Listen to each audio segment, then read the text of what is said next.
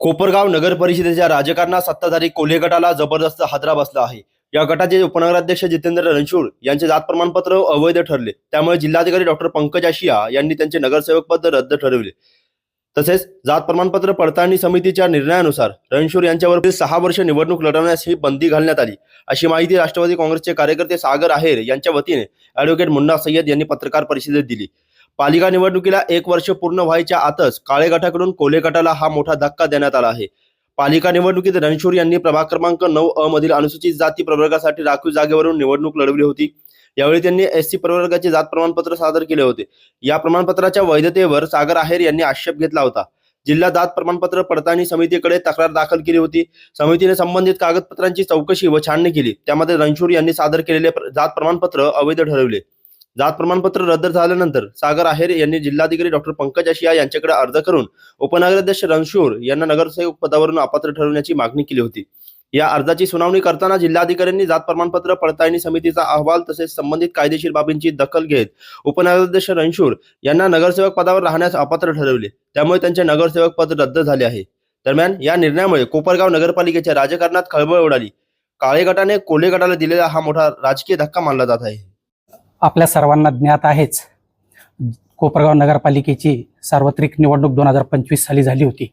त्यामध्ये एससी प्रवर्गातून जितेंद्र चंद्रकांत रणशूर यांनी अर्ज भरला होता आणि त्यामध्ये ते नगरसेवक पदावर निवडून आले होते आणि त्यानंतर ते आता उपनगराध्यक्षही झालेले आहेत।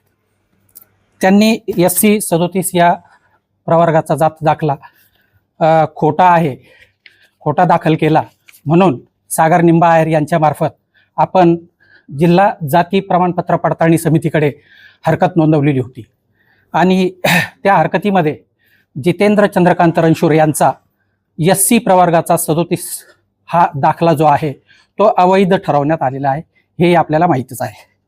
त्यानंतर आपण हा जातीचा दाखला अवैध ठरवला गेल्याने माननीय जिल्हाधिकारी अहिल्यानगर यांच्याकडे जितेंद्र चंद्रकांत रणशूर यांना नगरसेवक पदासाठी अपात्र घोषित करण्यात यावे म्हणून आपण जिल्हाधिकारी यांच्याकडे अर्ज दाखल केलेला होता आणि त्याचा निकाल माननीय जिल्हाधिकारी यांनी पारित करून जितेंद्र चंद्रकांत रणशूर यांचं नगरसेवक पद जे आहे ते त्यांच्या निकालान्वये अपात्र घोषित केलेले आहे आणि जितेंद्र चंद्रकांत रणशूर नगरसेवक यांचे जात प्रमाणपत्र अवैध ठरल्याने समितीने आदेश केल्याच्या तारखेपासून 6 वर्षाच्या कालावधीसाठी ते निवडणूक लढवण्यास अपात्र आहे असेही घोषित करण्यात आलेले आहे। अपात्र घोषितचा जो निकाल आहे तो माननीय जिल्हाधिकारी अहिल्यानगर यांनी दिलेला आहे।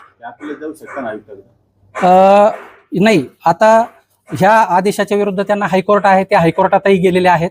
हायकोर्टाकडून अद्याप त्यांना कोणताही रिलीफ मिळालेला नाही, ते दाखल केलेला आहे। आता जिल्हाधिकारीचा आदेश बजावला जाईल। आता याच्यामध्ये प्रोसेस अशी आहे की ह्या माननीय जिल्हाधिकारी अहिल्यानगर यांनी अपात्र घोषित केलेला आहे, त्यामुळे हा निकाल जो आहे तो राज्य शासनाकडे गव्हर्नमेंट गॅझेट प्रसिद्धीसाठी जाईल। राज्य शासनाने गव्हर्नमेंट गॅझेट हे अपात्रतेचं घोषित केल्यानंतर मग पुढची कार्यवाही होईल। विषय नाही, अपात्र घोषित केले, आता ते कोणत्याही प्रकारे कार्यरत नाहीत। नगरपालिकेलाही आदेश गेलेत, राज्य शासनालाही आदेश गेलेत। आता ती जागा गव्हर्नमेंट ऑलरेडी आता ते अपात्र घोषित झाल्यामुळे आता ते महाराष्ट्र नगरपालिका नगर परिषद आज अधिनियमाप्रमाणे आता ते कोणतेही कार्य करू शकत नाही। अपात्र घोषित झालेले आहे ते आता कोणत्याही प्रकारचं कार्य करू शकत नाही।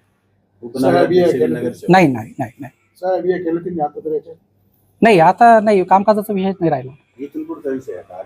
हा आदेश झाला, हा आज झाला आदेश 13/8 गव्हर्नमेंट गॅझेट मध्ये प्रसिद्धी दिल्यानंतर राज्य शासन निवडणुकीचा कार्यक्रम लावेल। तसं नाही, बंधनकारक नाही। हायकोर्ट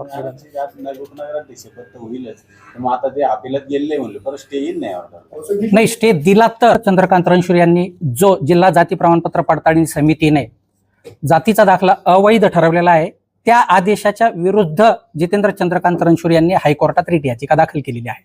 परंतु आज जो काही आदेश झालेला आहे माननीय जिल्हाधिकारी यांचं कोणताही अपील त्यांचं दाखल नाही किंवा अजून कुठेही प्रलंबितही नाही।